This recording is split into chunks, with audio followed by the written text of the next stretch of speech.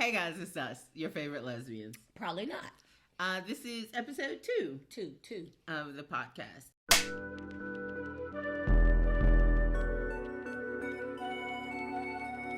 We're going to start with some questions that you guys have asked. We asked you if you had some questions. You sent us some questions. So we're going to answer those questions. But first, a word from our not sponsors. These are from our not sponsors. So Cake Worthy made this shirt. Actually, Cake Worthy wore the shirt. Cake Worthy made the shirt that I wore last podcast as well with Prisoner of Azkaban. Can I talk today? I obviously cannot talk today. But they made this shirt, Beauty and the Beast. So if they want to sponsor me, I just want y'all to know Crown Royal can also sponsor me. Bull City Apparel, they made this cup. You can also go find them. Voss, this is my favorite water this whole summer. I love it. I would like to not have to buy it at Ross. So if y'all want to mail me some, that'd be great. And lastly, Mott's, Berry's my favorite. Again, these are not sponsors, but they can be. Your slot can go right here. Right here.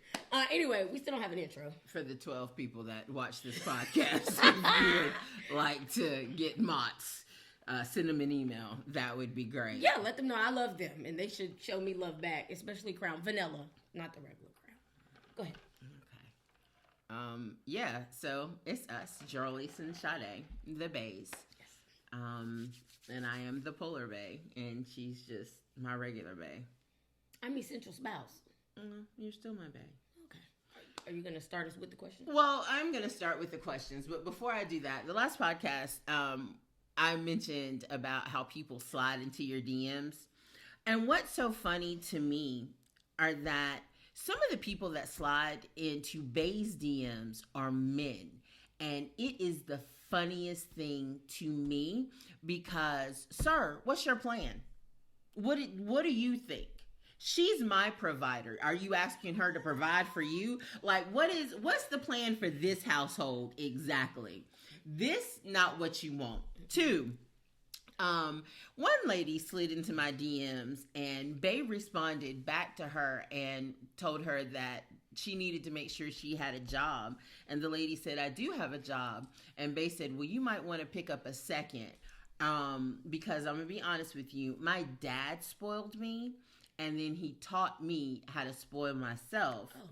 And then I got an essential spouse who, y'all, when Bae and I first got together, I had to be really careful about the things that I said around her. That's because true. She had a running list. So if I said, oh, I like this tea kettle, then if she didn't buy the tea kettle that day, you best believe within the next 7 to 10 business days, I would have said tea kettle. So this is a lot to compete with. I am also, and I do not like the word crazy, but I am definitely just on this side of being left of center. And so it's all fun and games until I start cutting the monkey. So that leads me to, we dropped the book, and was this maybe a month ago now, and someone came in my DMs and was like, so why are you with Jorlise? And I'm like, besides the obvious, right? Because, like, I'm kind of married. And by kind of, I mean, like, for real, I am. And so. Is married.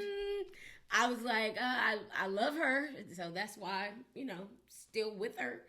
Thank you, though, for asking, I guess. So, yeah, the DMs have been very interesting. And just so y'all know, us Baes is joint. Like, we both can see those DMs. Right.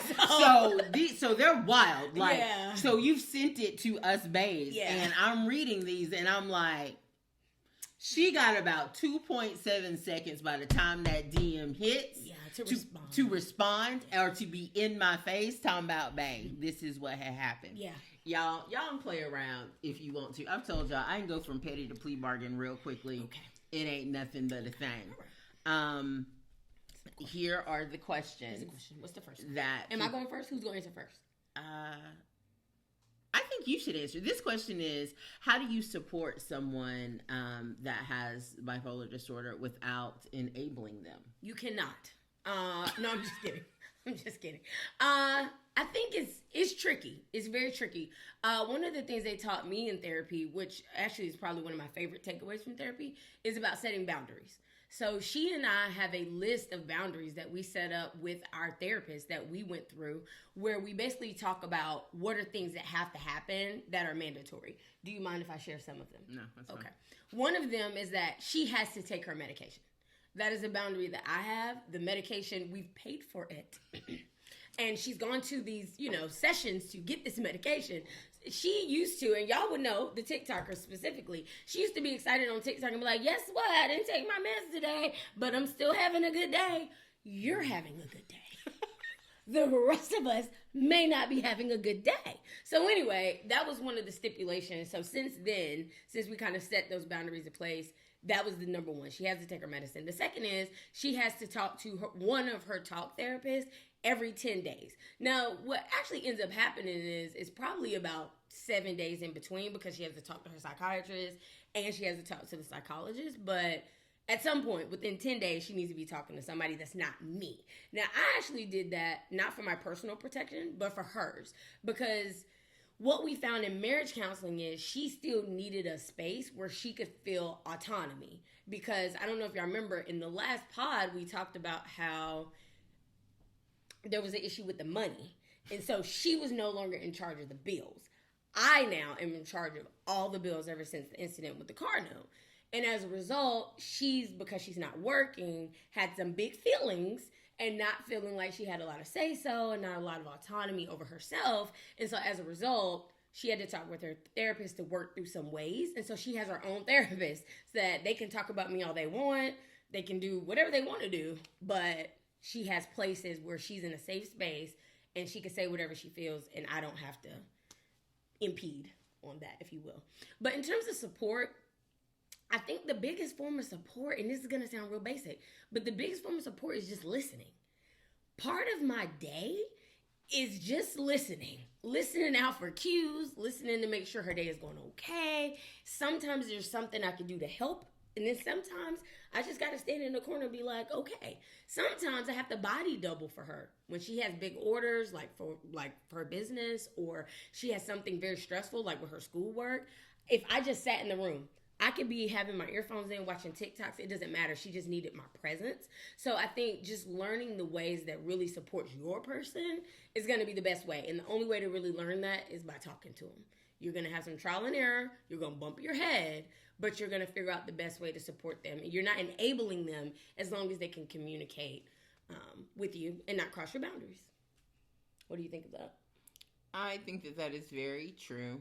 She's not the only person that set up boundaries, though. Boundaries are all the way around.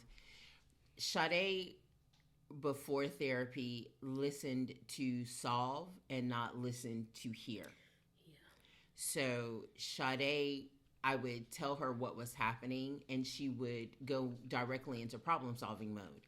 And I didn't need her to solve the problem. I needed her to listen to me. I need you to hear what I'm saying. And I'll tell you if I need a solution, if I am stuck, if this thing is happening to me and I need your help. I'll tell you. Sometimes I just want you to listen to what I have going on.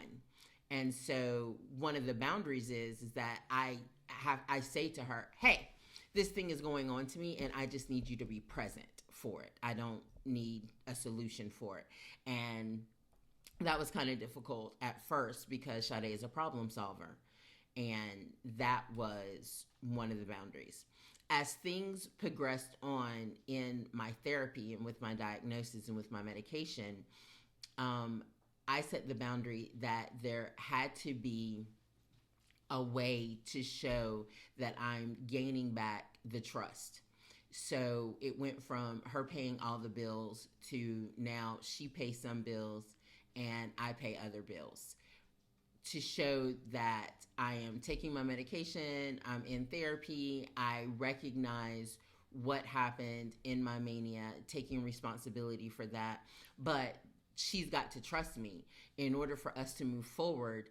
And in order for this to be a partnership, you have to let me be a partner.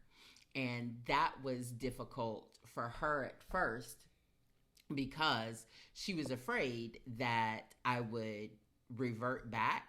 And the reality of it is that you're either going to trust me or you're not. You're either going to forgive me or you're not. And we're either going to move forward or we're not. And so that for me was a boundary.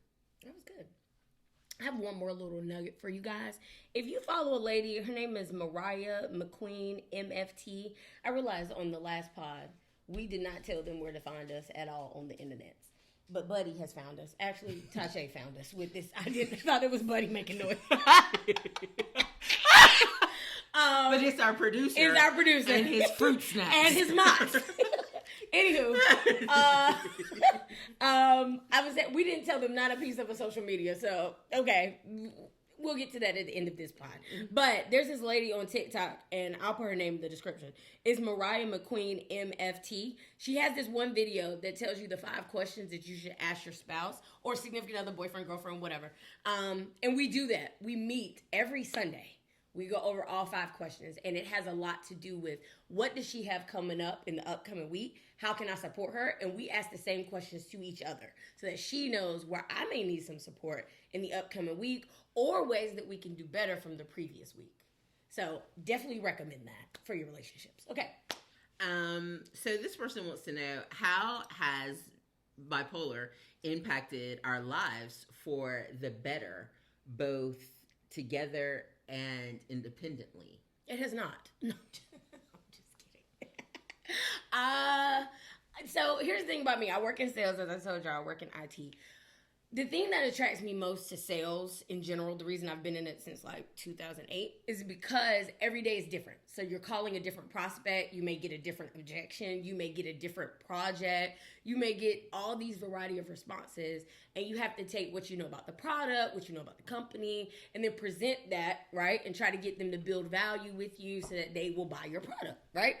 I said all that to say, being in a relationship with someone that's bipolar gives me that same feeling, if you will. When we wake up in the morning, I'm always one eye, I don't know. I don't really know what the day has in store. And typically by good morning, I can figure it out. So sometimes it's good morning, and I'm like, oh, it's going to be a great day. She loves me, right? And then sometimes she's, good morning, babe. Are you there? Hey. You're not talking to me still? Okay.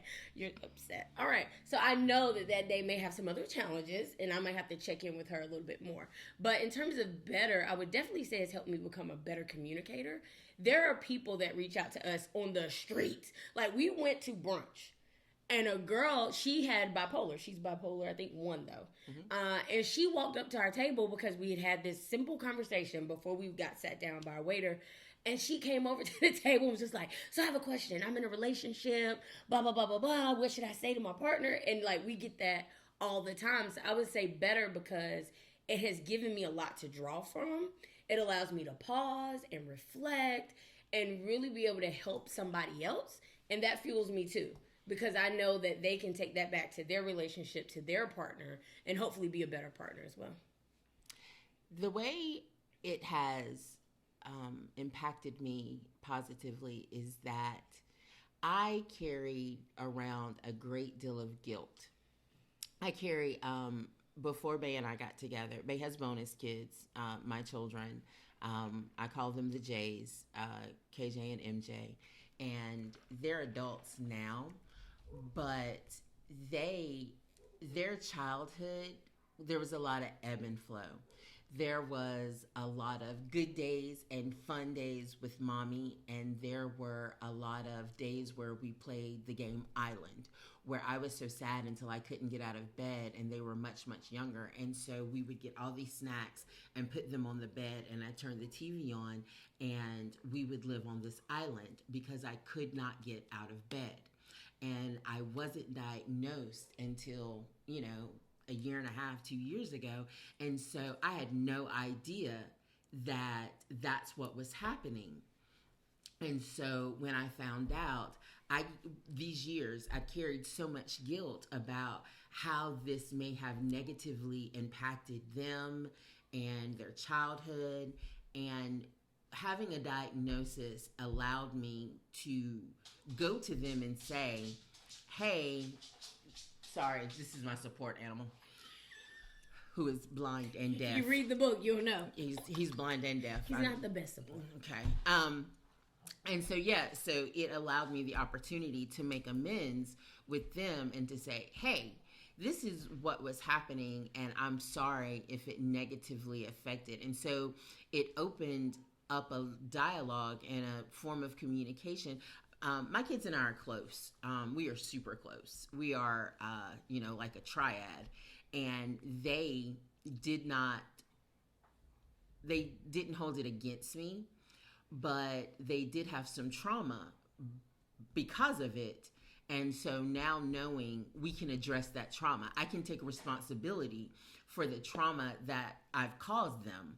And they can come to me and say, hey, when I was 8 and we lived in this place for 90 days, and then on the 91st day, you decided you didn't like it anymore and we moved, that was traumatic for me. And I can own that. I can take responsibility for that. And so we don't carry around that resentment towards one another. And for me, that's how it has positively affected, my day to day. That was a good win, babe. Good job. The other one, someone asked, how to be a helpful partner, which is a little different than not enabling. Right. Go ahead. And for me, and it's so funny because everybody's going to be different, and the way that Bae is helpful to me may not be the way that you're helpful to your partner. You've definitely got to know your partner. You've got to have a relationship that says, hey, this is what I need. Bae is helpful to me when she sees that there's a lull, or for example, part of my mania is that I don't sleep. So the first day she'll let me rock. Excuse me. The second day I don't sleep, she'll let me rock. By the third day, if I'm still not sleeping, then she'll say, hey, you haven't slept in 72 hours. We should take something that'll help you sleep, and we'll wind down together. And that way I don't feel by myself. So she doesn't make me feel like I've done anything wrong, and she does it with me. So it's encompassing, and she continuously lets me know that I am more than my diagnosis. We are in a relationship together, but we have to make room for my diagnosis, because there are going to be, no matter how much medication I take, I'm still bipolar. There are going to be some things that I do that are just bipolar-ish. There's absolutely nothing I can do about it. Hypomania is a thing. I can take my meds consistently from now until the end of time, and I have a hypomanic episode, and it is what it is. This kitchen is now polka dot. Period. That happened. Point blank. In the bathroom. Yeah, I started the pandemic off with 6 tattoos. Oh, I now have 37. Mania's going to happen. And you've got to be okay with that. You've got to leave room for that. Yeah. She read a poem on the last one, so I'll read one out of the book. This one is called Fix You. And then I'm going to answer the question, but I think this will answer part of it as well. So it says, I met you, and I knew all I needed was my toolbox. I knew I had all the screwdrivers, bolts, and a hammer to fix you. I proposed to you, and I knew that all I needed was love. I knew I had the commitment, fortitude, and all the Corinthians 1, verses 4 through 8, to fix you. I married you, and I knew all I needed was time. I knew that over a lifetime, I could show you better than I could tell you how I would fix you. I'm married to you, and I know that all I need is unknown to me. I know that each day requires a different tool. I know that every manic moment demands a different type of love. I know that if I give you my all, I can fix you. I cannot fix you. Okay?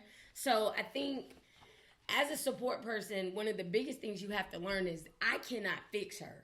I cannot change anything about her that's innately already a part of her genetic makeup, right? Like I can't unspoil her. I can't unmania her. I can't do any of that. So what I have to do is I have to take it. And I have to figure out what I can do And sometimes the answer is nothing. And then sometimes the answer is, okay, have you talked to the kids this week? Maybe you should check in with them. Have you talked to your mom this week? Let's go visit your grandma. We just gonna get in the car and drive up to her house, right?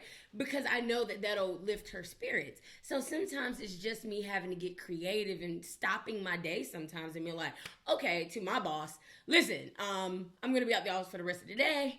Find me on WebEx or whatever, but I've got to go take her to the pool. We got to get some sun time, or sometimes it's a getaway. Went to Charlotte, right? It's different, but you have to be able to kind of pick it up as you get to know the person or get to know their diagnosis to figure out what's going to work. And then again, sometimes she lays in that bed and there's nothing I can do for her. I come by, make sure she drinks something. I make sure she eats something. Sometimes she won't eat. And I have to be okay and not feel like I'm a hindrance and just try to play my part. But sometimes it's chemical and there's nothing that you can do. And you can never make them different. And once you embrace, because we used to do this. This is what we spent 2 years doing. Me saying, I want it done this way. And her saying, well, this is how we're going to do it. So we just going to fight it out.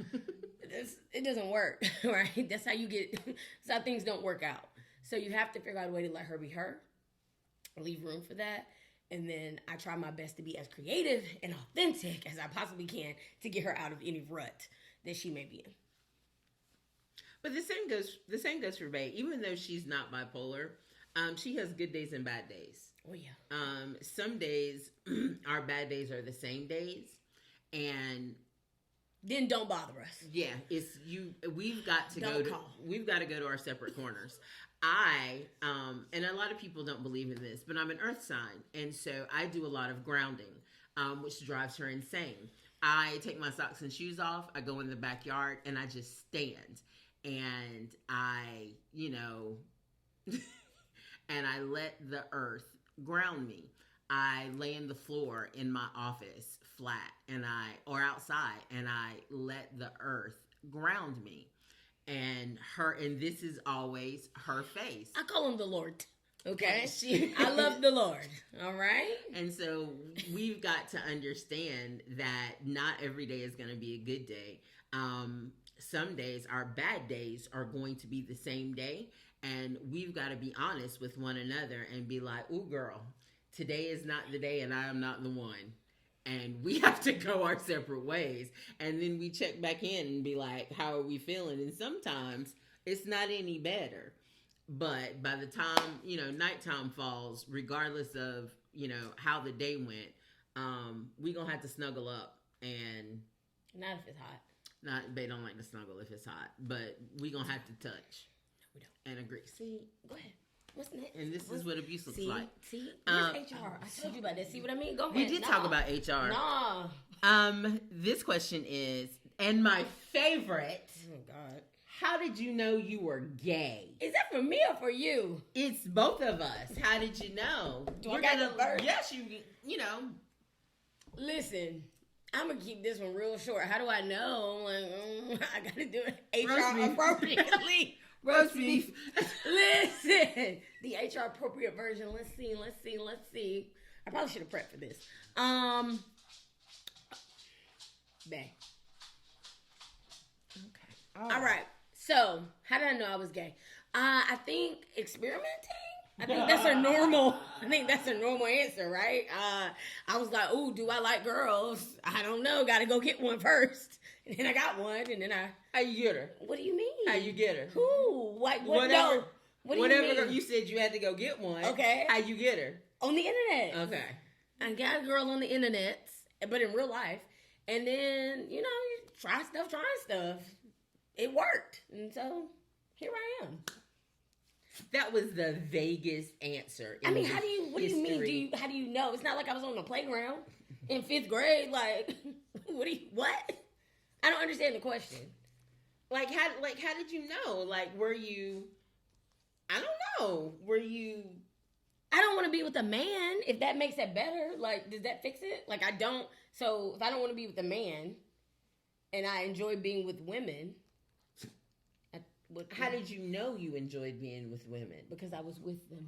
So my question is, and I think this person's question is... Okay, what is the question? Okay. Okay. So I've been a vegetarian my whole life. Okay. My parents were vegetarian. All I know is vegetarian. Okay. How do I then see a cheeseburger and my whole life been a vegetarian and be like, yes, I'll eat this cheeseburger? How do I know if vegetarian is all I've ever done? What would make me want to even try the cheeseburger? Well, the Bible says, "Oh, taste and see." And so I tasted and I saw. And I mean, like, what else do we need? I'm so confused. Okay. You know tried what? A cheeseburger, right? It was good. You kept eating the cheeseburger. Nope. Yes. All right. Like, I just don't think it's that difficult. Okay. We are different. Okay, go ahead. In that my sexuality is attached to my affectionate orientation and not my sexual orientation. I knew that I was gay because I gained my affection from women. And I have 2 children with 2 different baby daddies, both of which I would trade for anybody else's baby daddy. Let me just start there. If you got a baby daddy. Bae. Okay. We will not do this. Fine. But I did not, there was no affectionate orientation with them. I did not want them to comfort me. I did not want them to pep talk me. They were my homeboys. We hung out. One of them, we used to watch girls together, and he just thought I was mad cool. That's neither here nor there. But when I wanted to be comforted, when I wanted to be held, I only wanted that from a woman. I think men are great. I think that they serve an excellent purpose. There is nothing sexier to me than a useful man. Oh, a mechanic. Oh, a plumber and a carpenter. Honey, do I want you to touch me or comfort me? That's going to be a hard no. And by hard no, I mean a soft no. Don't do that. And that's how I knew that I was gay, that I wanted to spend my affectionate time with a woman. Unlike Bae, who was just out here trying stuff. Okay. Like the Tasty Freeze. Okay, are we done? Baskin Robbins out here. Next question, please. Thank you. 31 flavors. Right. The next one is an advice question. So I'm going to read it, and then I'll let you respond. It's a little lengthy, but stick with us. So someone sent us this via, Instagram, for the podcast. Okay, so me and my girlfriend have been dating for a couple months now, but she never's really been in a real relationship. And it seems like she doesn't show her love and affection towards me. It was like this at the beginning, but I just believed in her and thought she'll get better with expressing her feelings, which she has gotten better. It's just I always have to force it out of her. I told her how I felt, and she basically told me she grew up in a household without a lot of love. Am I trying too hard? I feel like at this point in the relationship, she should be able to at least tell me how she feels about me without me forcing it out of her. I know you guys can help! Exclamation. Help.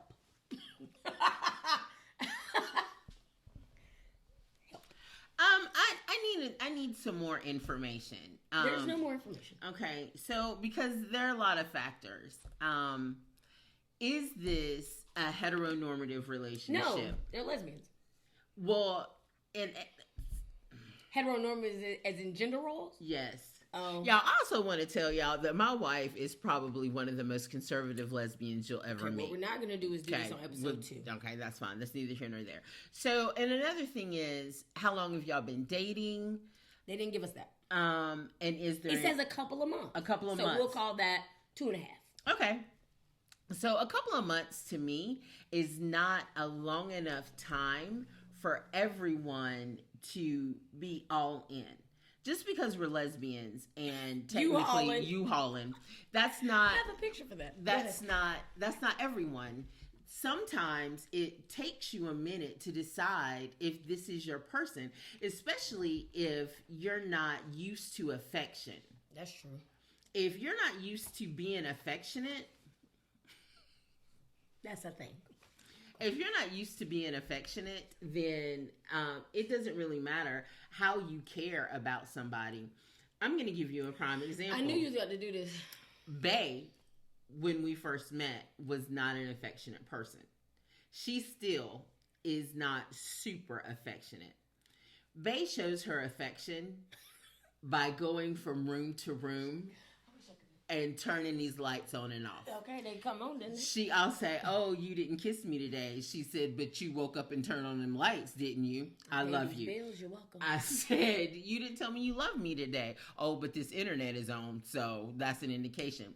So people show their affection in different ways. Until you learn one another and learn how to compromise, and until you can communicate effectively that this is what you need.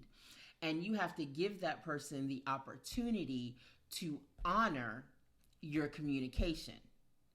It doesn't necessarily happen first go round. When you learn to play the piano, when you learn the notes and they give you the music, you're not going to play it flawlessly just because you happen to know the notes. You then have to learn the notes, the rhythm, and you have to work on it day after day. And so just because y'all have been with each other, let's say 2.5 months, she's had a lifetime of not necessarily being able to communicate affection in a manner in which you find it appropriate. So if you care for her, you have to give her the opportunity to learn the notes. First of all, tell us you're a musician without telling us you're a musician, okay? That's one. Two, I have some advice. My advice would be for you to read the 5 love languages. I can't remember the guy. I could look it up. I can't remember his name. I got the book, though. If you need it, need me to mail it to you, hit me. But that would be my first recommendation. And have her read it. There are plenty of quizzes online. Maybe you don't have time to read it. I get that. You're too busy reading my book. Cool.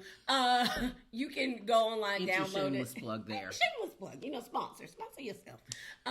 You can go and take a quiz. And it'll basically tell you kind of what you all's love languages are. And I think it would be a good exercise, if you will, for you guys to do it together. Then come back, compare your responses. Because it could be in 2.5 months, I'm not giving you all my trauma yet, maybe. And some of the trauma I may not know is trauma, right? So it could be some other things that has her a little bit reserved. I don't know if this is her first relationship. Did I say that? I think they said that. In which case, I think that's a big hurdle in and of itself. That's a lot of pressure if this is your first relationship for her. And so those would be my first 2 points. Figuring out y'all's love languages. And then I also feel like there's a little merit in giving it a little bit of time, right? 2.5 months, 3 months, some would say 6. Everybody didn't know they were in love the first time they met their person, right? Everybody didn't know that. Just me. No, I'm just kidding. But the point is, that's not how most people work, right? You need to work into it a little bit, especially if it's a new relationship. So I would definitely recommend sticking it out, communicating, so that y'all can figure out the best way for her to show her affection. I think that was pretty good. If you're feeling like a pimp, go and brush your shoulders off. All right. Those are all the questions that we have so far for this episode. Yeah. Okay. But, please feel free. This is a limited edition podcast. Yes. Mainly because I have limited funds. No, I'm just kidding. Sponsors. No, I'm just kidding. We did it because people were like, we need it longer. We needed y'all to give us more than 3 minutes on TikTok. So speaking of, I think now's a good time to tell them where they can find us. So I'll start with Instagram. We're _Baes, __Baes. That is our joint page. I, by myself, am No Ordinary Love, but instead of O's for No Ordinary, it's zeros. You are? Freelance Feminist. Correct, if you're looking for her. On Facebook, we're Sade and Drolise. You can find us if you're looking for us. I'm still not giving y'all my last name, but again, it's right there. So you can find me if you need to. And then TikTok. She got all the followers. She got like 60,000 followers on, what is ThePolarBaes? Yes. I'm Sade Gilbert 7. 7 has 0 significance. Oh, probably has a biblical significance. But I didn't put the 7 there. TikTok did, is the point. I was also want to tell y'all, my wife is a fool. She has said 15 times she's not telling you her last name. She has shown it to you on this book. She's asked you to find her on LinkedIn you're not ratchet. She has given it to you in her TikTok name. So I'm not sure what the point of saying, I'm not telling you my last name. Clown. Time after time after time, this your last name. Also, we have the same last name. We are married. Thank you. They didn't know that. Surprise. Anyway, were we done with all that? Number 7. Relax. Was that on Facebook, Instagram, TikTok? Yes, because you don't be on Snapchat like that. I tried to be on Snapchat. You also don't be on Twitter like that. I tried to be on Snapchat. Okay. But I upgraded my phone and it asked me to log in again, and I just could not remember the password, and I couldn't do it. Also, because people kept sending me pictures of their penis. Bang. HR. And I feel like penis is an appropriate word. I didn't say people kept... Thank you. Please don't use the other word. Go ahead. Ooh, I got a real job. Let me have my face. And this is I don't have no real job. And even when I did, I pretty much said what I want. I'm probably going to do what I want. Yeah, so I couldn't keep up with Snapchat. Yeah, but Bae is on Snapchat. Thank you. Okay. Any other ways for them to find us? I think that's it. Buy the book. It's on Amazon. Thank you for everyone who's been a part of the project so far. Thank you for our producer, Tajay. We'll tag him somewhere as well.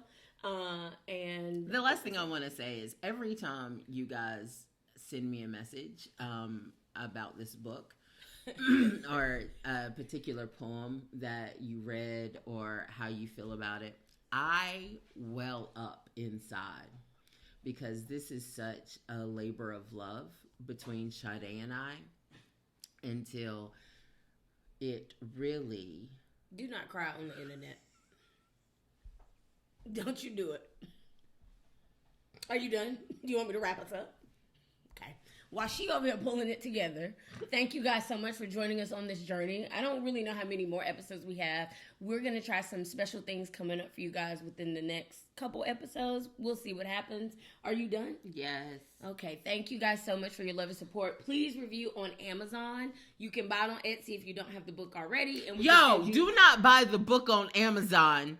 I'm looking at you, baby mother, and then review it. Yeah. Buy the book, read it, then review it. She did. She ordered it the same day and then reviewed it. I was like, fam, you don't even have it. That's not how reviews work, clown. No, please read it and then, type words. She just gave it 5 stars. Thank you. And read one thing. That doesn't really help. Y'all gotta watch who y'all have kids with. Thank you. Please read it and then leave us a review on Amazon. You can order the book on her Etsy shop, which is ThePolarBaes. Is it ThePolarBaes? ThePolarBaes? On Etsy? Mm-hmm. Okay. One word. ThePolarBaes. Yes. One word. Please find her Etsy. shop over there for her merch as well as the book, and we'll sign a copy and mail it out to you as well if you need us to. And that's about it. So we'll see y'all till next time. I really want y'all to encourage her not to do this as the outro. This is Harlem Shake. This is inappropriate. You worried about me and HR and you over here wiggling and jiggling. This has nothing to do with HR. Bye. These 2 fingers. Roast beef. That was good. Babe, why did you do that? Oh, that was funny. That's what the girl said. We did. Roast beef.